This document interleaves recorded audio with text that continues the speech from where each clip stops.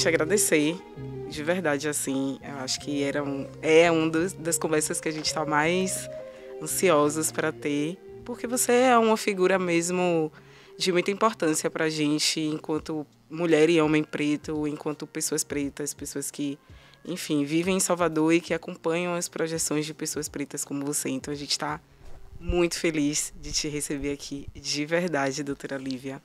E, para começar, eu quero pedir que, por favor, a senhora se apresente para os nossos ouvintes, para as pessoas que ainda não te conhecem ou te conhecem bem pouquinho. Fale um pouco sobre você, sobre a sua história, rapidamente, por favor. Então, eu sou Lívia Santana Vaz, sou mulher negra, escritora, promotora de justiça, mãe, né? E sou uma pessoa que hoje me sinto efetivamente cumprindo a missão ancestral. Eu digo isso, eu me sinto no lugar certo, na hora certa, para seguir honrando os passos que vieram antes de mim e continuar abrindo caminhos. Essa é a minha missão, abrir caminhos para os que virão, para que a gente possa seguir realmente construindo, não vou dizer nem reconstruindo, construindo uma democracia nesse país. Porque nós, pessoas negras, sabemos que nós nunca experimentamos democracia, salvo em Palmares, né? Então a gente tem que olhar para trás. Quando a gente fala que nosso afrofuturo ele é ancestral, a gente precisa mesmo fazer tal qual o adinkra, né? Aquele símbolo de um pássaro que é livre, porém ele olha para trás. Ele vai se alimentar do passado para poder ressignificar esse presente, se compreender como parte desse presente, entender a sua função para construir esse futuro, que é um futuro coletivo, né? Perfeito, perfeito. Eu até tenho uma tatuagem do Sankofa no braço, para não me esquecer, né, de dos grandes ensinamentos africanos, que é exatamente volte lá atrás, pegue e utilize aqui no presente e deixe para o futuro. Isso então, é alimento, né? Com certeza. Você passa a estar se alimentando de um passado para poder conseguir transformar um futuro. Eu digo que a gente transforma o passado também. É cíclico para a gente isso, é circular, né? Então a gente transforma o passado quando a gente se torna capaz de recontar esse passado. Recontar as nossas histórias a partir da nossa perspectiva e do nosso protagonismo negro. Isso é muito importante. Nossa, essa conversa já começou aquecendo o meu coração. Diga aí, meu parceiro. Não, eu aqui tô... Eu poderia muito bem exercer a função de ouvinte aqui, né? Porque eu tô virando para um lado e para o outro aqui com o meu olhar, assim, admirado. Lívia, reforço as palavras de Fran. Essa nossa temporada é uma temporada de profissões, né? E, assim, profissões a partir da seguinte perspectiva, né? Profissões, cargos, ocupações que são majoritariamente dominadas por pessoas brancas, por homens brancos. Eu acho que a sua profissão ela reflete isso, né? Muito bem. Então, eu queria que você assim, começasse dizendo assim, o que é que a Lívia, garotinha, pequenininha ali, naquele momento em que a gente está ainda sonhando com o que a gente quer ser, o que é que a Lívia, garotinha, queria ser quando crescesse? Nossa, é uma pergunta difícil, mas eu tenho que voltar para essa garota, para quem era essa garota, né? E isso implica em entender minha negritude, né? E aí eu digo que são dois processos diferentes. Um processo é se reconhecer negra, saber-se negra. Outro processo é tornar-se negra. São processos ambos dolorosos, mas diferentes. Então, esse saber-se negra passa por uma acusação. Muitas pessoas me perguntam assim, quando é que você se descobriu negra? Eu não me descobri, não deu tempo, né? Tem um poema cantado de Vitória Santa Cruz, que é exatamente a história de muitas mulheres negras no Brasil. Que começa assim, eu tinha 7 anos apenas. 7 anos apenas. Que 7 anos? Tinha apenas 5 anos, né? Quando na rua de repente me gritaram negra, negra, negra, uma acusação. E eu não sabia o que era ser negra. Assim como o poema diz, eu não sabia o que é ser negra. O que é isso, ser negra? Na minha família éramos todos negros e negras. Então, para mim, aquilo era natural, era bonito, era comum. E quando eu chego num ambiente de escola particular, que eu estudei em escola particular, os meus pais furaram a bolha e permitiram que eu estudasse em escola particular, eu era diferente. E essa diferença era um estigma, né? É transformado numa sociedade tão racista como a nossa num estigma. Então, aquela menina que queria ser tudo ao mesmo tempo agora, e isso diz muito da minha personalidade, de fazer 10 mil coisas ao mesmo tempo, feliz em estar fazendo tudo isso, vai se tornando uma desilusão, vai enfrentando obstáculos, né? E é por isso que eu digo, costumo dizer e repetir que o racismo, ele de fato, ele destrói sonhos. Ele vai ignorar talentos de pessoas negras e ele vai naturalizar ausências. Então, acaba sendo natural não se enxergar nos espaços de poder e decisão. Então, essa menina queria ser tudo, mas ela passa a entender naquele ambiente branco, né? Não só branco, mas fundado num pacto da branquitude, porque há uma diferença fundamental. Uma coisa é branquitude, outra coisa são pessoas brancas. Ela começa a entender que nem todos os lugares seriam permitidos para ela, né? E eu nunca esqueço um diálogo que eu tive com o meu pai. Eu devia ter 16 anos de idade. Um homem negro que enfrentou o que ele enfrentou para conseguir furar essa bolha, né? Vindo da periferia, de família pobre, numerosa, criada por minha avó, uma mulher negra que foi de lavadeira, a passadeira de roupa doméstica, o que precisou ser para conseguir criar os seus filhos e filhas. Então, ele já sabia o que nós esperávamos, né? O que nós sofreríamos, digamos assim, como crianças negras nesses espaços, como adolescentes negros, jovens negros e adultos também, né? Então, ele me pergunta, preocupado, me chama no canto, somente nós dois, e pergunta: minha filha, você já decidiu que carreira vai seguir? E eu queria ser jornalista, gente, né? Queria ser jornalista e respondi. Segundo ele, eu tinha a resposta pronta para tudo, né? E respondi na lata, assim, eu nem pensei. Se me perguntasse se eu já tinha pensado sobre isso, eu não tinha, mas ele perguntou e eu respondi, jornalista. E ele me devolve com uma pergunta, que ali para mim foi muito inquietante e, assim, revelador, né? Que foi: mas você já viu jornalistas negras na televisão? Aí, naquela época, talvez a gente tivesse Glória Maria já com, né, uma visibilidade nacional, mas aonde que eu achava que eu podia chegar, onde a Glória Maria chegou, né? Uma inspiração, certamente, mas a gente não se imagina quando a gente não se enxerga, não vê a naturalidade da nossa presença naqueles espaços. Então, naquele momento, ele me aconselhou, eu digo que ele me orientou, de ori mesmo, né, a seguir uma outra carreira. Não que fosse uma carreira mais fácil para pessoas negras, não é. Eu tô pensando Não nisso, tô refletindo. nunca foi. Mas talvez uma carreira que dependa um pouco menos de imagem, entende? Uma carreira que não necessariamente você vai aparecer em tudo, né? É uma coisa que você vai escrever, muito argumentar, muito na escrita também. E me orientou a seguir a carreira jurídica, e assim eu fiz, né? E por isso que eu digo que aquela orientação que o meu pai me ofereceu naquele momento, e que nem ele sabia que estava me oferecendo, foi o meu horizonte. Foi o meu horizonte, foi a assunção de um compromisso de omissão ancestral.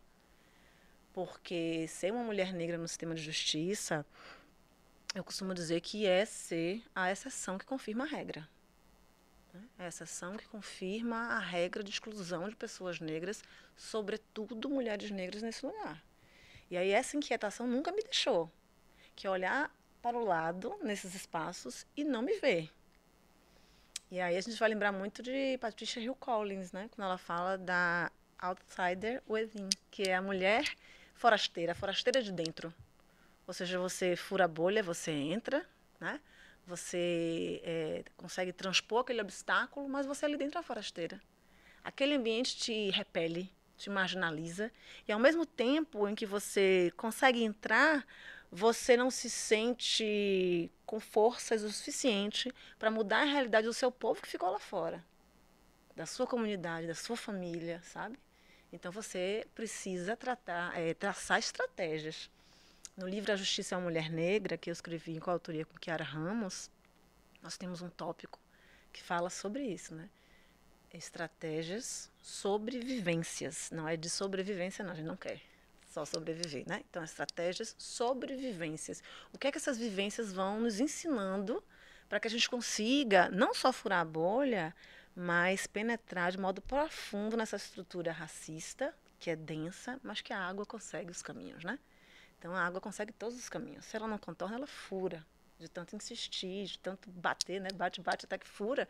Então, eu digo que a água infiltrada, nós, pessoas negras, nesses espaços de poder, né, que são brancos, masculinos, cis heterossexuais e cristãos no Brasil, nós somos como água infiltrada. E a água, quando infiltra profundamente nas estruturas densas, ela vai minar essa estrutura por dentro. E é isso que a gente vai, aos poucos, fazendo, né? É isso que vocês fazem, assim, Eu, enquanto tô jornalista, encantada. eu, Você, enquanto jornalista, assim, ó, no embate entre o jornalismo e o sistema judiciário saiu ganhando de lavada, viu? Porque E eu tava aqui, minha cabeça tá um boom, assim, né?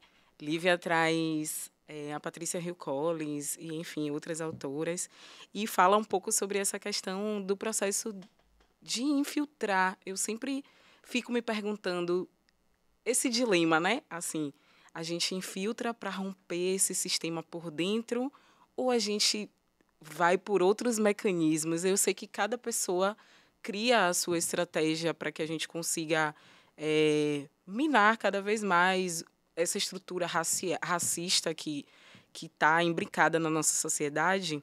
E como alguém que é da comunicação, eu estava aqui pensando, né? A gente está aqui conversando com uma das 100 pessoas mais influentes do mundo, que saiu na lista aí no ano de 2020, uma das 100 pessoas afrodescendentes mais influentes do planeta. E você tem uma visibilidade muito bacana. Muitas pessoas acompanham o seu trabalho, escutam o que você fala, né? E aí eu queria entender um pouco como é que é essa visibilidade, esse processo, essa relação com a comunicação. Porque mesmo não sendo jornalista, você tem uma relação direta com a comunicação. Então, até quando a sua forma de falar, você é uma comunicadora nata, né? Então, assim, eu queria que você falasse um pouco sobre essa relação mesmo com a comunicação e o processo que essa visibilidade te deu. Você consegue alcançar lugares, alcançar pessoas que talvez, se você não tivesse o processo de visibilidade da escrita, da fala, você não alcançasse, né? Ficasse ali fechadinha na sua bolha, exercendo o seu trabalho. Enfim, queria que você trouxesse um pouco assim desse outro lado também, desse alívio que traz essa comunicação de uma forma tão potente para a gente. Então, Fran, a pessoa é teimosa, né? Eu não desisti completamente da comunicação, não, tá? Então, eu fiz comunicação social, relações públicas na UNEB. Eu me formei também em comunicação social. E acho que tudo comunica. Não é só com a voz que a gente comunica, né? Nosso corpo é linguagem. E esse processo do tornar-se negra, eu disse que uma coisa é saber-se negra, e saber-se negra muitas vezes vem de uma acusação, vem de fora, não vem de dentro, mas o processo de tornar-se negra, esse sim vem de dentro. Vem da possibilidade de adquirir letramento, eu digo racial e antirracista, não é só letramento racial, mas de fazer isso aflorar. É uma consciência que aflora e aflora para o coletivo.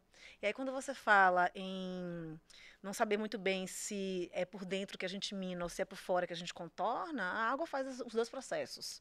Eu acho que nós temos que fazer enquanto coletivo todos os processos possíveis, cada um do seu lugar, individualmente com suas escolhas, por óbvio, para que a gente consiga fazer com que essa engrenagem do racismo gire ao contrário. Então, essa coisa da comunicação é muito importante e já vem com as nossas tranças, os nossos blacks, os nossos búzios nesses espaços, né?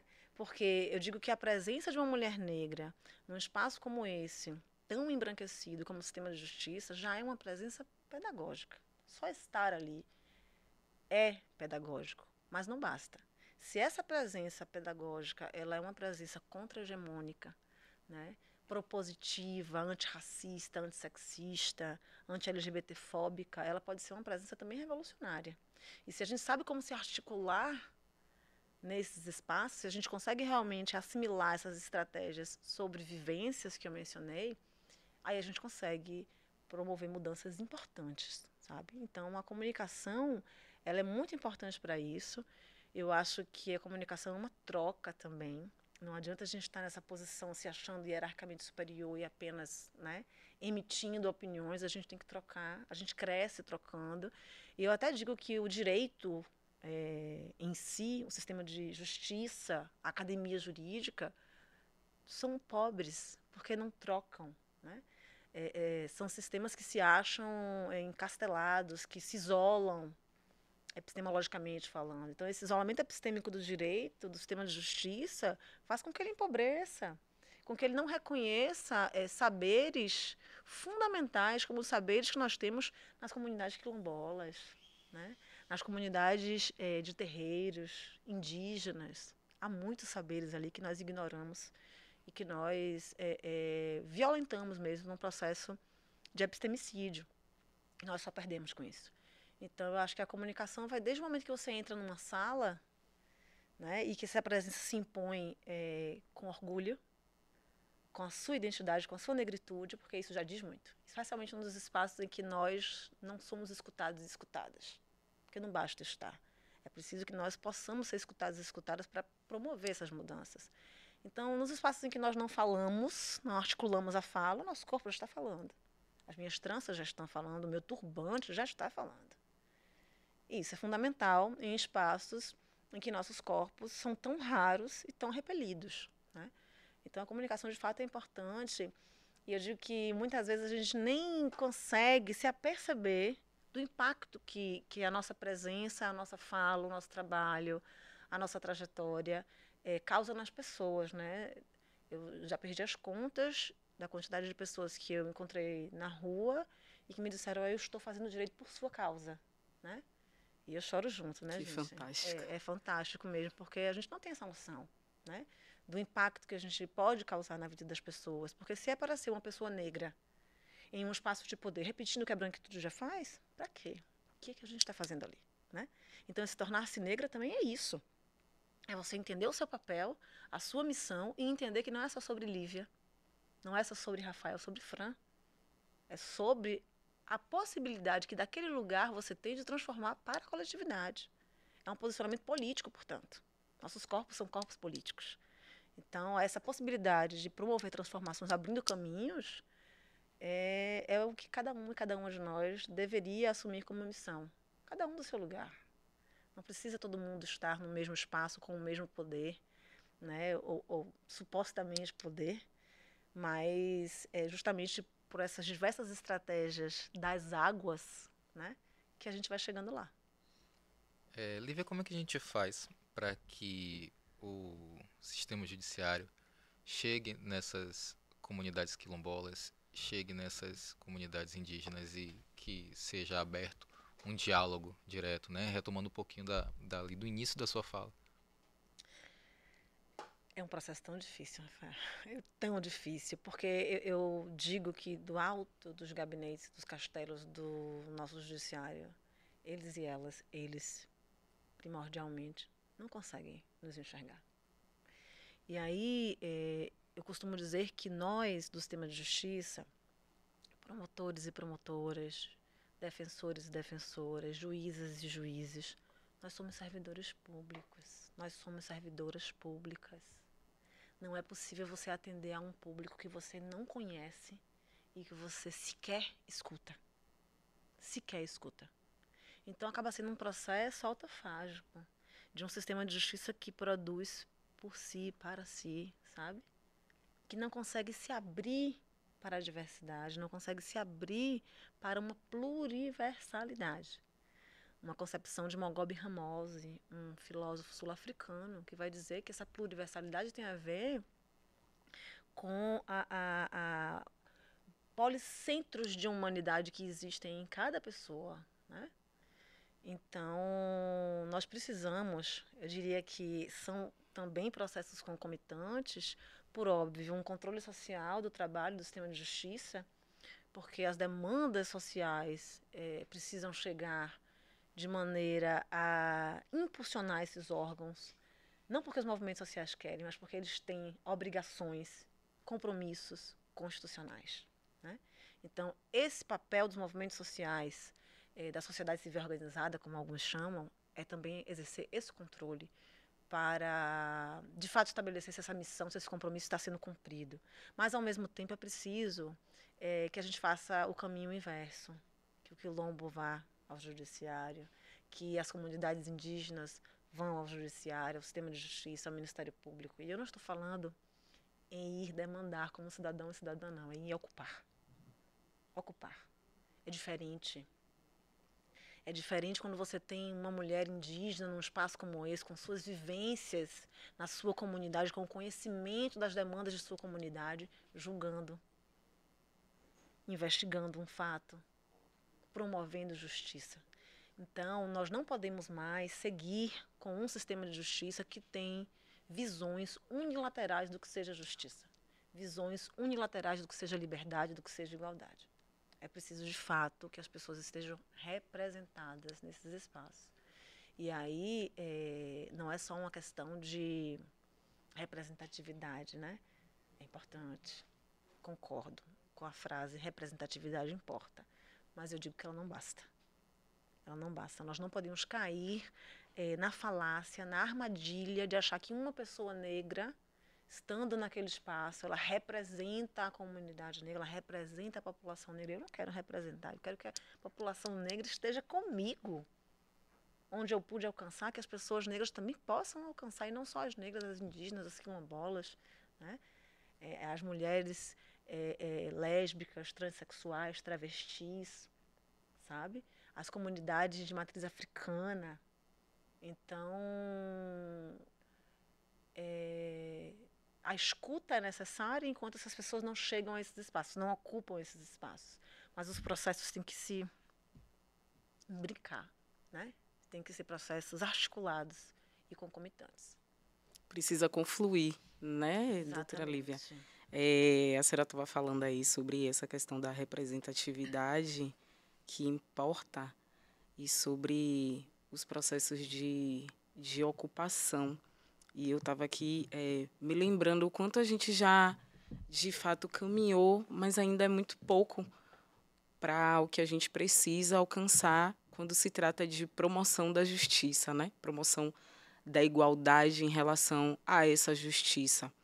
Eu queria que a senhora falasse um pouquinho sobre o trabalho, de fato, porque muita gente não sabe do que se trata, né? Muitas pessoas, infelizmente, por uma série de demandas, a gente está falando aqui de uma maioria de uma população onde nós temos pessoas pretas que muitas não sabem ler, muitas não acessam a internet e as que acessam, infelizmente, também vão ali por assuntos que não dialogam, né, com a questão do racismo, com a questão do preconceito, com a questão da justiça, enfim, com questões que nós, na nossa bolha, julgamos e entendemos ser importante para que essas pessoas entendam, para que as coisas caminhem, mas não só isso. A senhora traz muito no seu discurso a questão da ancestralidade, o aprendizado com os mais velhos, com as religiosidades de matrizes africanas, mas eu queria que a senhora explicasse um pouco sobre o que faz um promotor de justiça, porque nem todo mundo tem, de fato, acesso a essa escuta de uma forma mais tranquila mesmo, sabe? Mais leve. É sempre muita informação, aquele juridiquês pesado, assim. Então, nem todo mundo consegue entender, de fato, como é que funciona o Ministério Público, a estrutura de um Ministério Público, qual é a função dele, né, no Estado, como a Bahia, por exemplo, que é um estado imenso, com uma diversidade absurda. Então, queria que a senhora falasse um pouquinho. Eu diria que, a partir da Constituição de 1988, a nossa Constituição vigente, o Ministério Público, ele floresceu.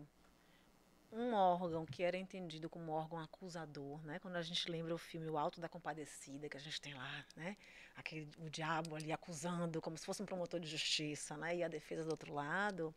Esse papel ele muda, porque o Ministério Público tem sim o papel de fazer a persecução criminal, de oferecer denúncias quando os crimes são cometidos, mas o Ministério Público tem um papel de parte imparcial. Ao mesmo tempo que eu estou no lugar de ter a obrigação de levar à frente a persecução penal, respeitadas as normas legais, por óbvio, eu tenho que respeitar a justiça. Não é só um fiscal da lei nua e crua, é um fiscal do próprio direito.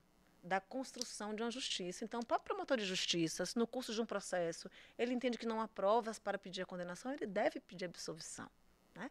E, para além disso, o próprio nome promotor de justiça, promotora de justiça, vai nos ajudar a compreender esse novo Ministério Público que floresce com a Constituição de 1988, que é um Ministério Público que tem como função precípua promover o Estado democrático de direito. E isso é uma amplitude de funções de proteção mesmo dos direitos humanos. Daí você vai ter o Ministério Público que trabalha com o meio ambiente, com o direito do consumidor, na defesa dos idosos, das pessoas com deficiência, da infância e juventude. Vejam, é uma série de esferas de atuação tendentes a promover esse Estado democrático de direito, tendentes a garantir acesso à justiça a essas pessoas.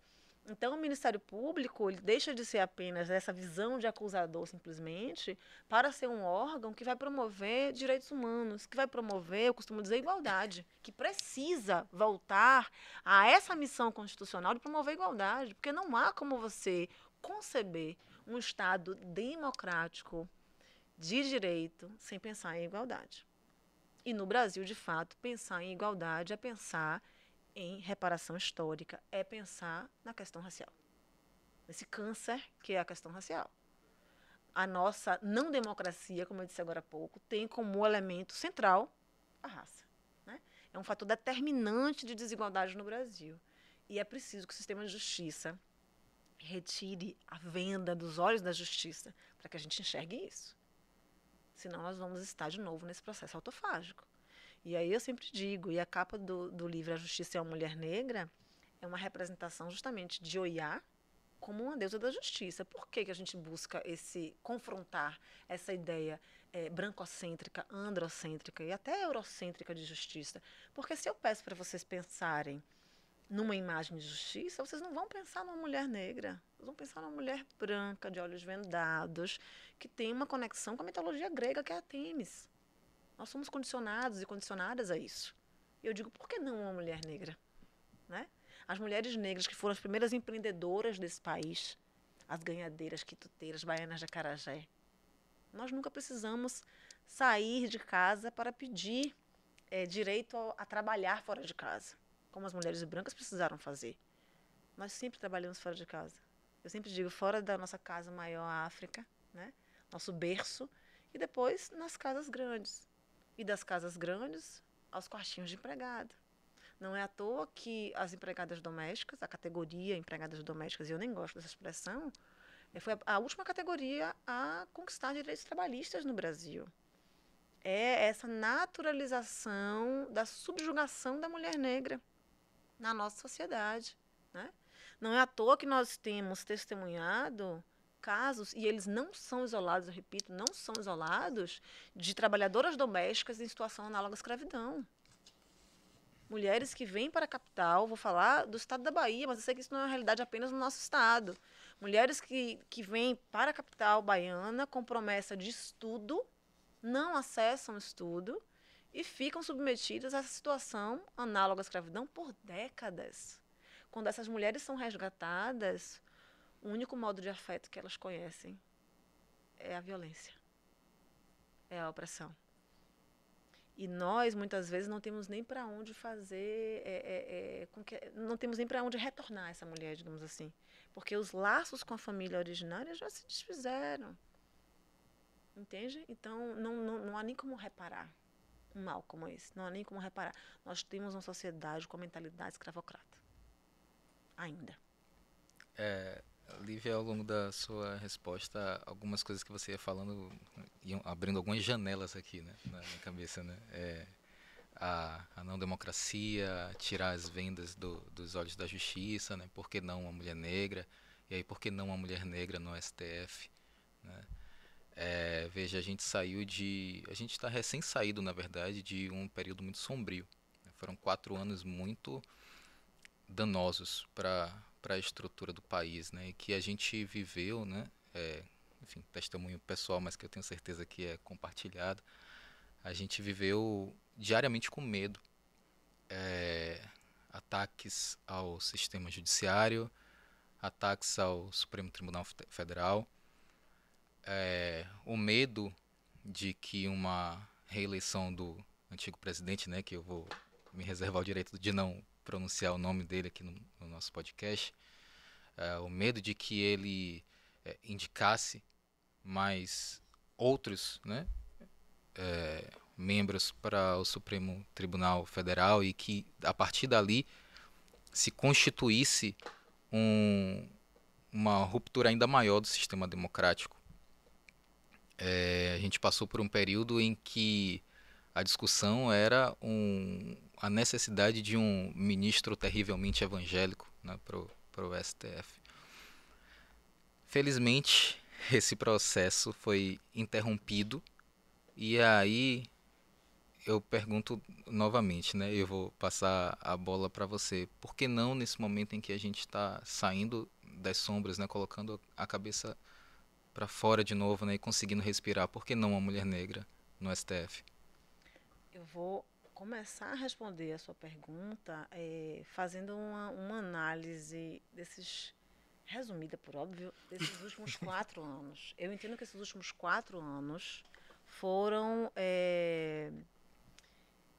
a confirmação ou a legitimação de uma manifestação ou de várias manifestações de ódio à democracia. E dizer ódio à democracia quer dizer ódio aos efeitos da democracia. O que a democracia nos coloca como meta principal é a inclusão, é a equidade, é a distribuição, é a justiça. Isso está na nossa Constituição Federal. Então, o ódio à democracia vai ser o ódio à inclusão de mulheres, de pessoas negras, quilombolas, indígenas, LGBTQIAP+, pessoas nordestinas, sabe? E esse ódio não acabou, Rafael. Esse ódio não acabou. Nós conseguimos esperançar de novo. Eu digo esperançar porque não é esperar, nós nunca estivemos esperando. Sobretudo nós, pessoas negras, né?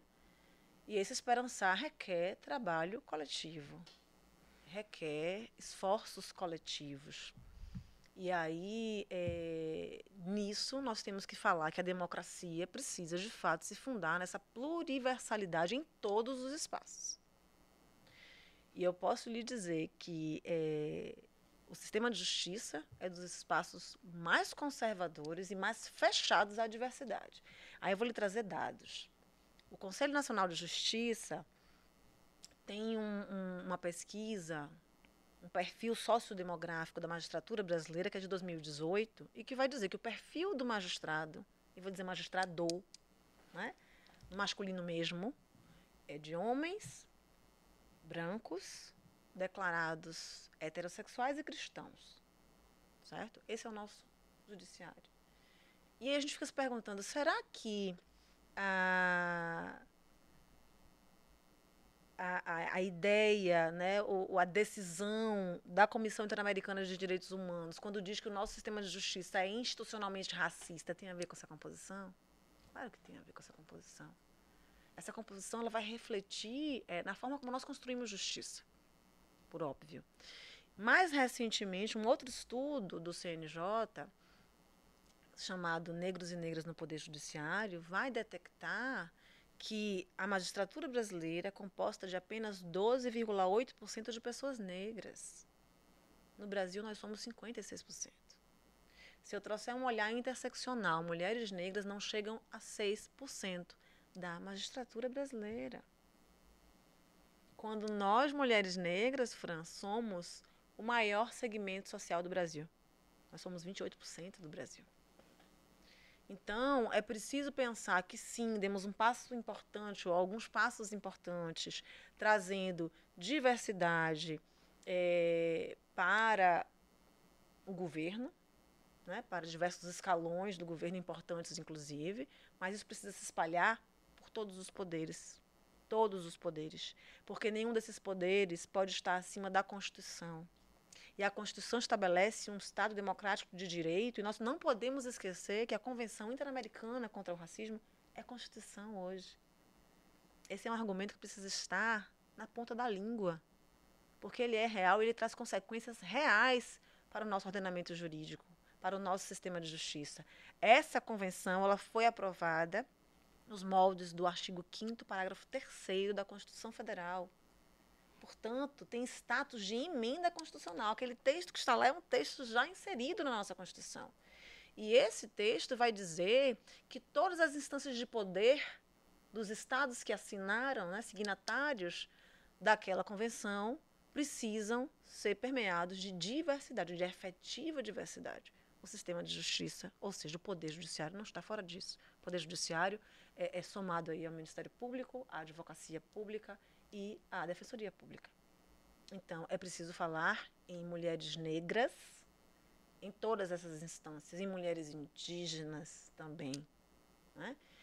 O STF, vamos lá, o Supremo Tribunal Federal, em seus mais de 130 anos de instituição, nunca teve uma mulher negra.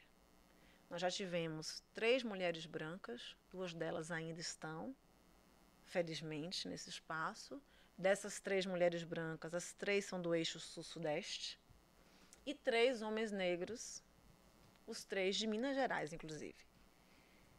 Nunca tivemos uma mulher negra, muito menos uma mulher negra nordestina. Então, é pensar que essa diversidade também requer um olhar para o Nordeste, para o Norte e Nordeste do nosso país.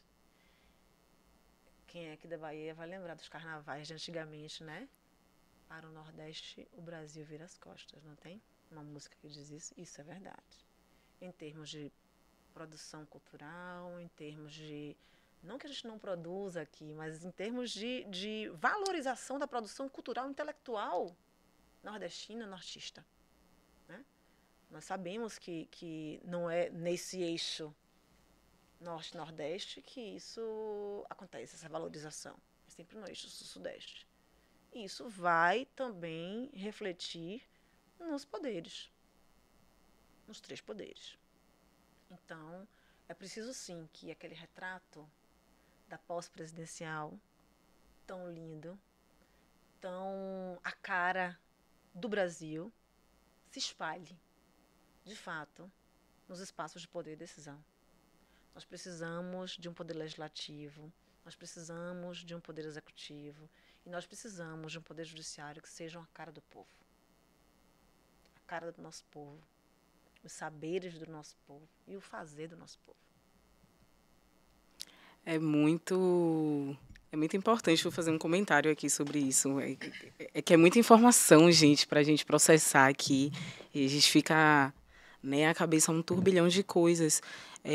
As mulheres pretas, nós ainda estamos na famosa base da pirâmide, né? Eu não gosto muito dessa pirâmide, porque ela coloca como se os homens pretos estivessem muito distantes das mulheres e não estão.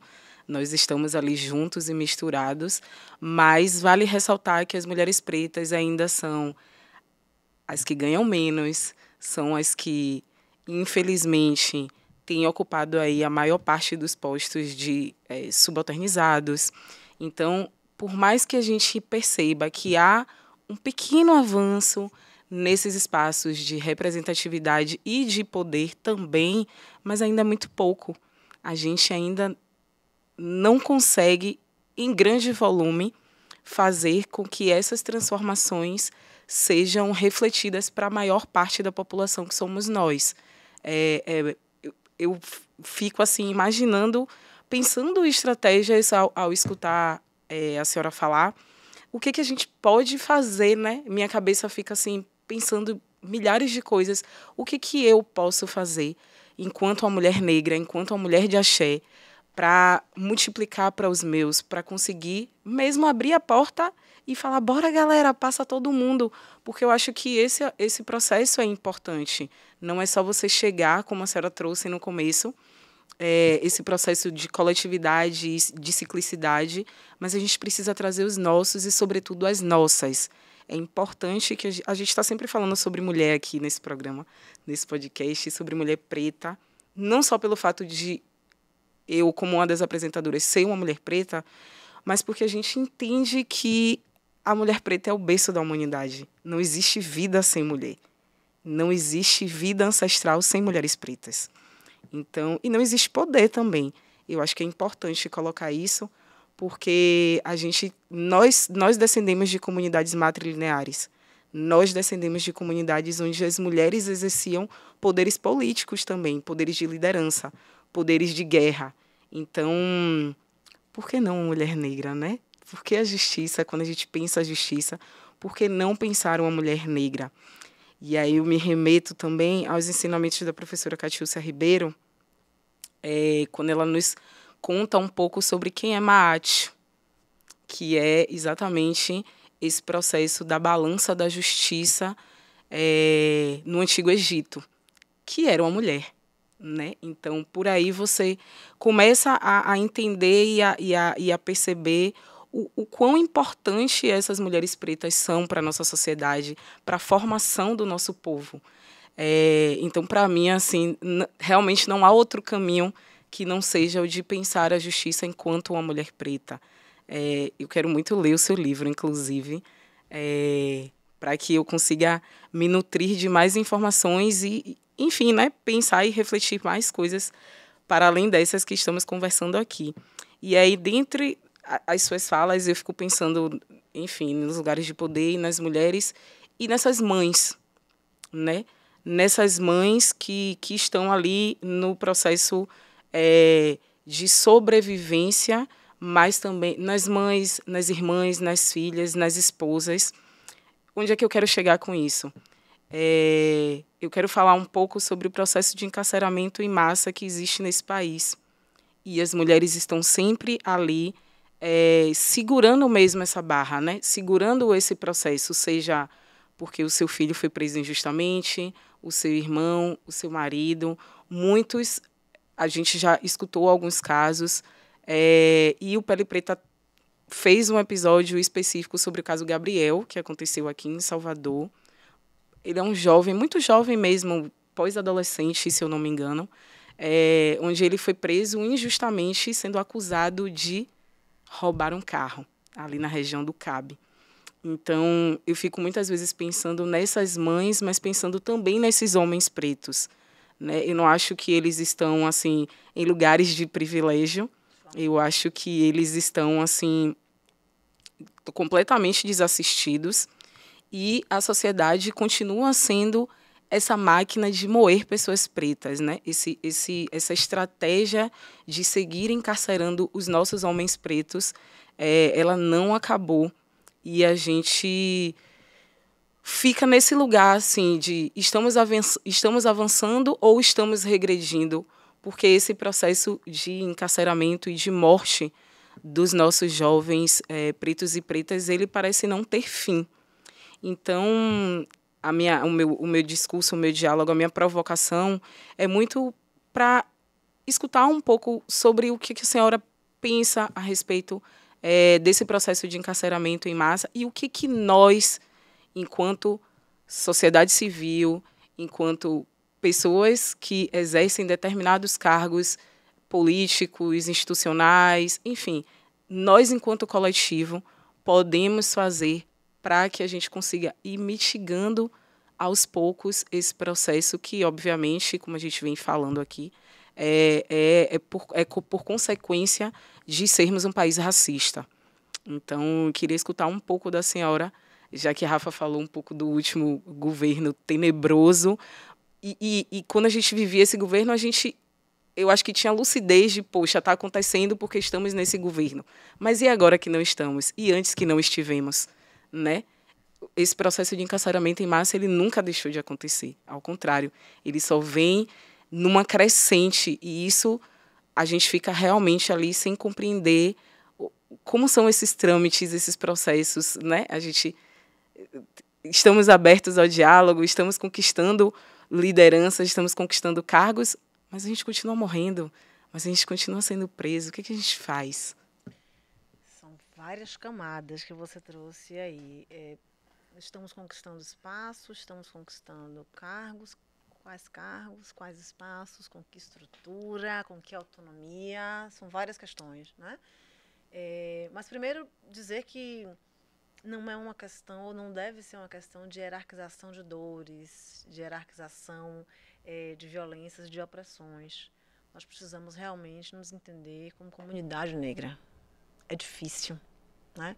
Nós não aprendemos isso com a branquitude de modo algum. A gente aprende a reproduzir, inclusive, essa disputa de espaço, onde a gente entende que há pouco espaço para pessoas negras, para mulheres negras, a gente não, então, né? Então, nos colocam em disputa e a gente acaba aprendendo a reproduzir isso com a própria branquitude, que está muito bem, obrigada e obrigado no seu lugar de privilégio, né? Mas é preciso que nós entendamos também o processo histórico de como chegamos aqui.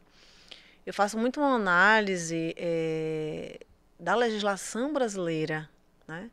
Do viés racista, segregacionista e controlador, de controle de pessoas negras, que a nossa legislação e que o nosso Estado teve. Foi uma política de Estado. A escravidão foi uma política de Estado, nosso pós-abolição muito peculiar, né? E para garantir esse controle, para garantir essa marginalização, também foram políticas de Estado. Então, é sempre o mesmo Estado ainda, né? Por mais, eu vou lembrar a Sueli Carneiro, quando ela diz entre esquerda e direita, continuamos pretos e pretas. Nós estamos falando de esquerda branca. A esquerda, ela é branca. Ela não se letrou racialmente, não há um letramento racial e antirracista da esquerda brasileira ainda. Há pessoas nesses espaços promovendo esse letramento? Há, mas nós ainda somos muito poucos e poucas.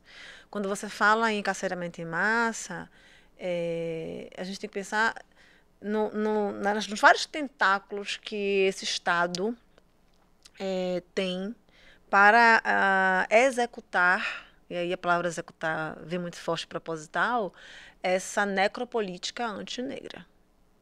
Essa necropolítica antinegra tem vários tentáculos. O encarceramento em massa é um deles. Não é apenas o encarceramento em massa de homens negros, mulheres negras têm sido encarceradas em massa também. Eu nunca esqueço de uma campanha do Desencarcera,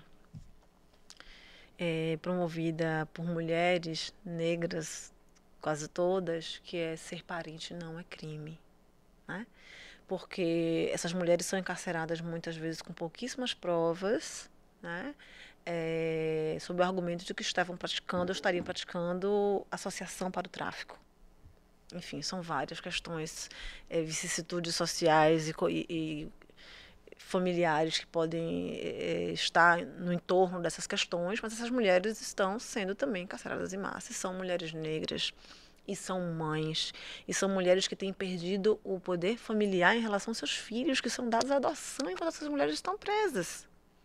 Não são casos isolados. Essas mulheres, muitas vezes, quando conseguem ser desencarceradas ou sair da situação de cárcere, não têm mais famílias.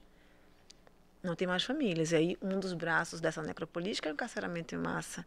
Um outro braço é o genocídio da juventude negra. E que eu já digo que não é genocídio da juventude negra apenas. É do povo negro. Se a gente vai estudar a história, né? Desde que a primeira pessoa negra pisa nesse país, com esse processo de escravidão mais longo do Ocidente, que é o nosso, com o pós-abolição que nós tivemos, que de um lado subvencionou a imigração europeia, né? Garantindo, inclusive por lei, acesso facilitado à moradia, à terra, a postos de trabalho, e nada disso foi garantido às pessoas negras. E, de outro lado, proibindo, inclusive, o acesso de imigrantes asiáticos e africanos para o Brasil. Havia, 2 anos após a Lei Áurea, a maldita Lei Áurea, não posso nem dizer que ela é bendita, maldita Lei Áurea, né? Que vai com 2 artigos dar conta de quase 4 séculos de escravização. 2 anos depois dessa lei, nós temos o decreto 528 de 1890, 2 anos apenas após, que vai proibir africanos e asiáticos, ou seja, não brancos, né, a ingressarem no país, salvo com autorização do Congresso Nacional, enquanto imigrantes europeus tinham, inclusive, passagens pagas para vir para o Brasil muitas vezes. A gente teve uma política durante décadas de máxima conveniência da ascendência europeia. Quanto mais próxima a ascendência de um imigrante fosse da Europa, né, de europeus e europeias, mais chance ele tinha de ingressar no país. E aí, 2 anos também depois dessa Lei Áurea, nós temos um Código Criminal que vem antes de uma Constituição Republicana.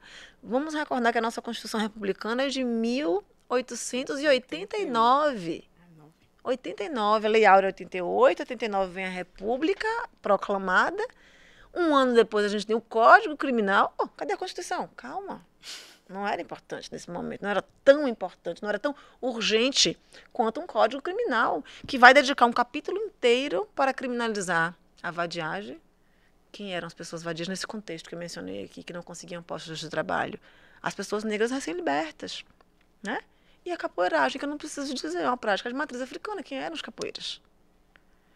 Então, é muito interessante estudar a legislação brasileira em termos históricos, numa perspectiva racial, para entender que, sim, o nosso Estado construiu essa sociedade racista que nós temos hoje e ele tem que assumir a obrigação de desconstruir. O Estado brasileiro precisa pedir desculpas publicamente, formalmente, reconhecer que, de fato, ainda reproduz racismo nas suas diversas dimensões, institucional, ambiental, religioso. Eu não consigo vislumbrar o enfrentamento de nenhum fenômeno, de nenhum mal, sem um reconhecimento da existência dele. Se você não reconhece a existência, você vai ficar lutando contra o quê? Né? Desconstruindo o quê? Então é importante esse reconhecimento.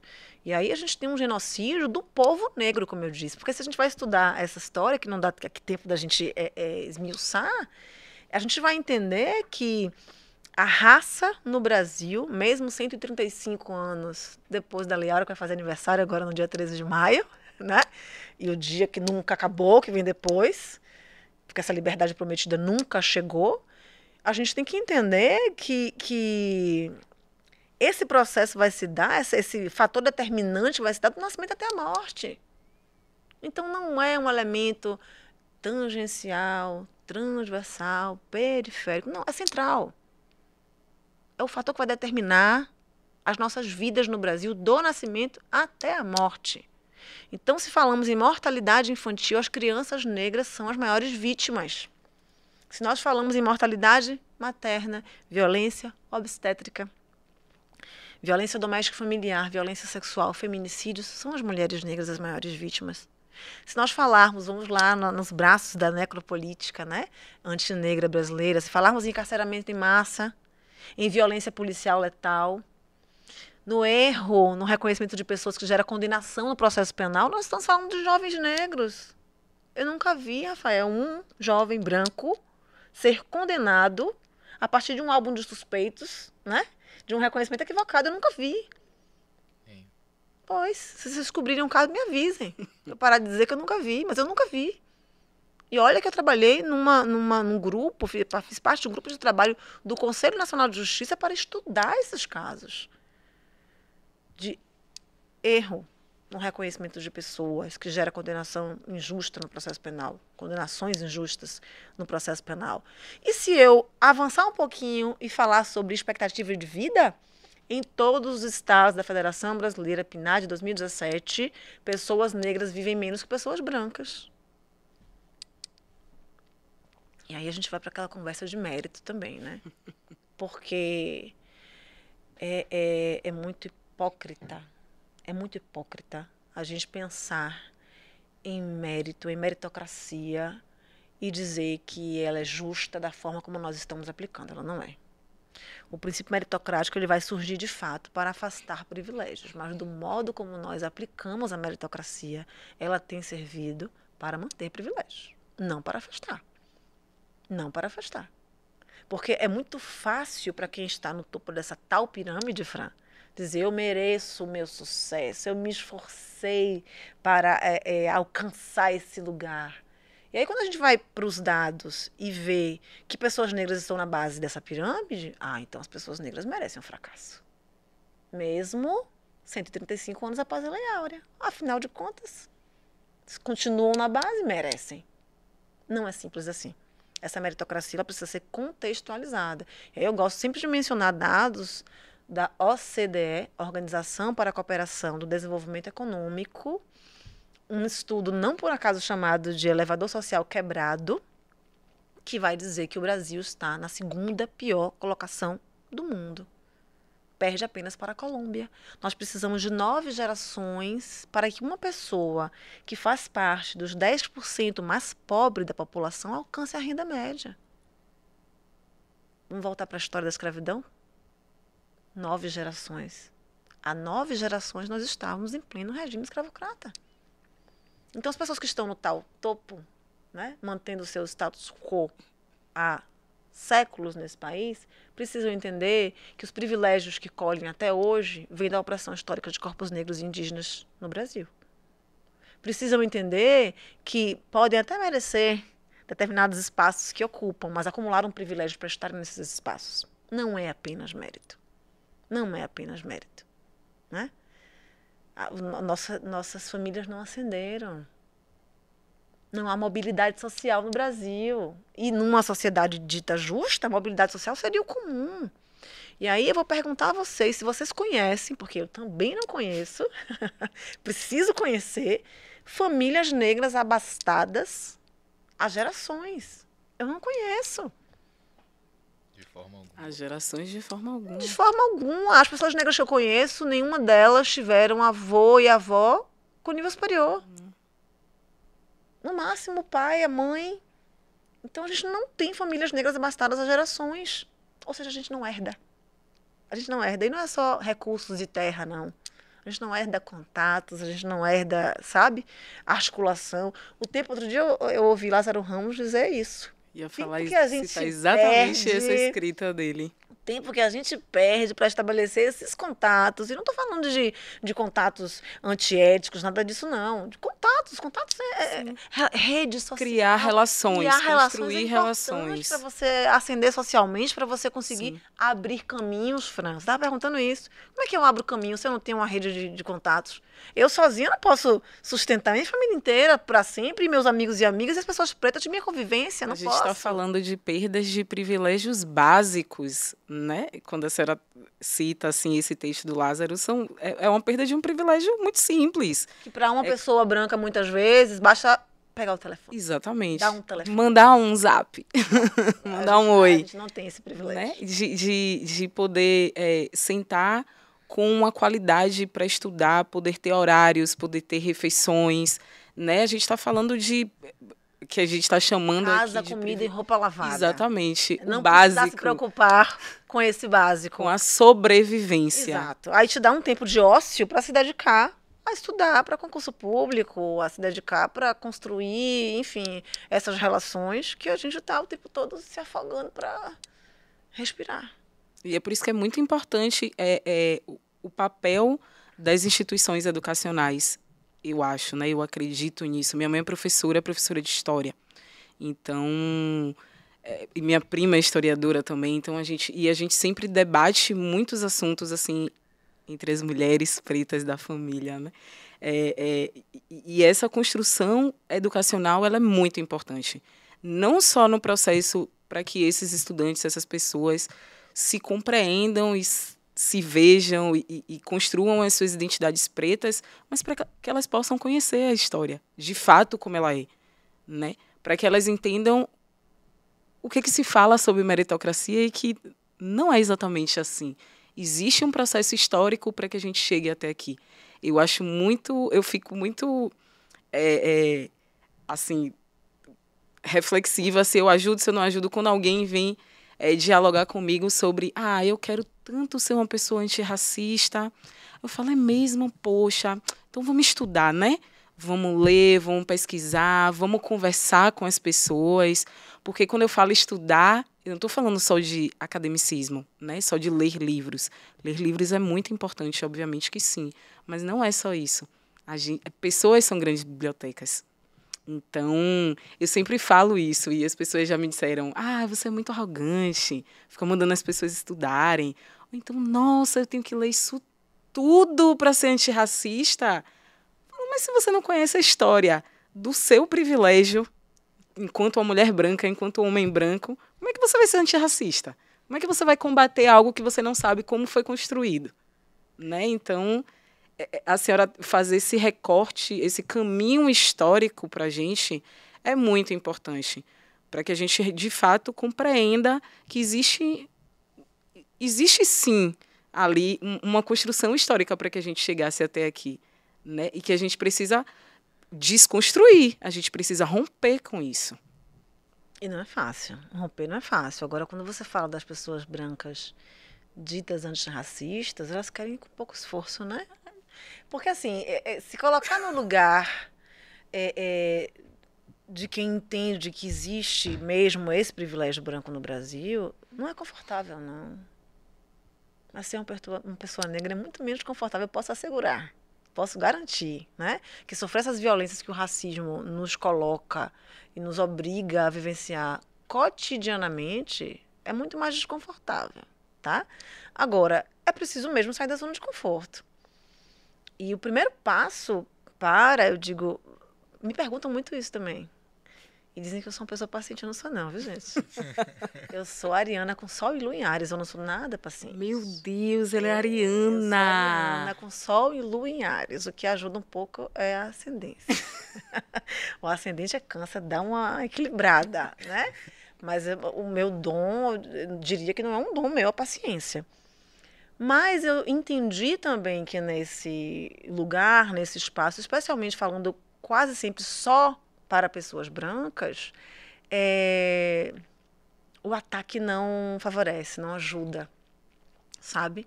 Então, claro que eu não vou colocar ninguém no colo e ler história para dormir, né? Como diz Conceição Evaristo, nosso lugar também é tornar isso um pesadelo para que eles e elas saiam da zona de conforto, tá? Esse é o nosso papel. Agora, a maneira como a gente faz, a gente tem que ter estratégia para isso também, tá?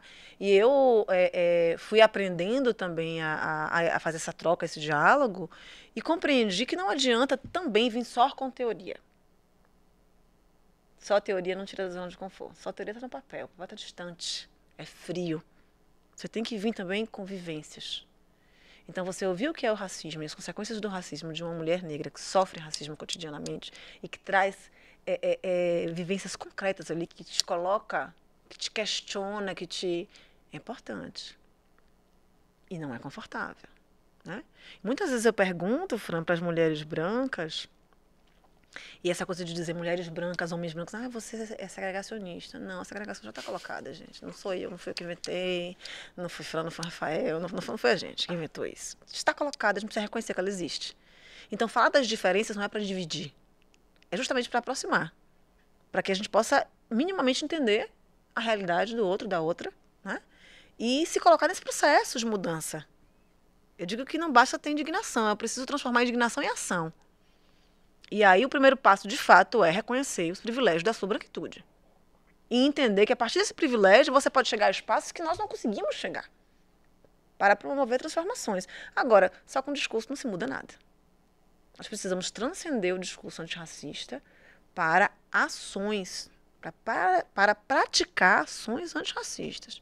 E aí vai desde o âmbito individual, né, da sua mudança de comportamento, de olhar, de entender, de se afastar do negacionismo, porque tem isso, não, peraí, você também está exagerando. Você não está vivendo aquilo, como é que você, né? Então, você está vendo racismo em tudo. Exatamente. Não é que a gente que vê em tudo, é porque ele está em tudo, na estrutura mesmo das relações, de todas as relações, inclusive afetivas. Então, você praticar o antirracismo nas dimensões individual, intrafamiliar, social, afetiva, profissional, institucional, sabe? Então, não adianta só falar, é preciso realmente agir. E a pergunta que eu disse que eu faço para mulheres brancas em muitos espaços é a seguinte: quem são as mulheres que vocês, porventura, boto porventura para amenizar um pouquinho, porventura oprimem para serem as mulheres que são? Para serem as profissionais que são, para serem as feministas que dizem que são. Essas mulheres são negras. Estão nas suas casas, arrumando as suas casas, limpando as suas casas, tomando conta de seus filhos, para que vocês possam estar nesses lugares, nesses espaços. E você muitas vezes sequer reconhece os direitos dessas mulheres, porque afinal de contas elas são como se fossem da família, não é? Eu digo, elas não querem ser como se fossem da família. Elas querem ser tratadas com dignidade. Elas querem ter os seus direitos respeitados. Já tá bom. Esse negócio de ser como se fosse da família e não sentar à mesa para fazer refeição e não herdar, não é interessante, não é? Não, é interessante. Falácia isso. Doutora Lívia tem uma ingrata missão de dizer que nosso tempo acabou. Ele sempre fica com essa missão. Não, essa missão ingrata é minha, né? De controlar o tempo e Passou dizer rápido. que acabou. Bom, passou rápido demais, inacreditável. Dizer que a gente está muito feliz, muito satisfeito, assim, essa conversa assim, é uma verdadeira aula aqui, né? Tem conversas, e aqui no nosso caso especificamente, né, no Pele Preta, eu falo que tem episódios que a gente sai melhor do que quando entrou, né? Foi assim quando a gente recebeu o Las Matumbi, e eu vou repetir isso agora, né? Eu tenho certeza absoluta que eu saio dessa conversa melhor do que eu entrei. Estou muito, muito, muito, muito satisfeito e feliz de a gente poder ter recebido você para bater esse papo. Muito obrigado, Lívia. Eu que agradeço. Eu vou dizer a mesma coisa. Eu saio muito melhor do que eu entrei, porque eu achei que eu ia me repetir muito, mas vocês acabam me fazendo também sair dessa zona de conforto, que a gente sempre está acostumado a responder, né? Ótimo. E ir por outros caminhos de respostas, de pensamento, de reflexão, porque afinal é sobre isso também. É sobre construirmos juntos e juntas esses caminhos, né? Quero agradecer aqui também, finalizar do pé. Enfim, eu tô transbordando, assim, de emoção mesmo, de felicidade por poder fazer essa troca, realizar essa troca contigo, poder te escutar, poder olhar nos olhos. A gente estava com muita saudade, assim, de gravar presencialmente, porque a gente é diferente, né? A gente tem o contato com o entrevistado, com o convidado ali, pessoalmente, Olhos, olhando né? nos olhos. Certeza. E na relação de troca, né? Eu aprendo muito com Exu e a gente não leva nada sem deixar nada. Exu nos ensina a sabedoria da troca. Então, quero te agradecer muito por essa troca e que as águas sigam te acompanhando para que você siga nos representando e contornando os caminhos que precisam ser contornados e infiltrando os lugares que precisam ser infiltrados. Muito obrigada. Eu que agradeço.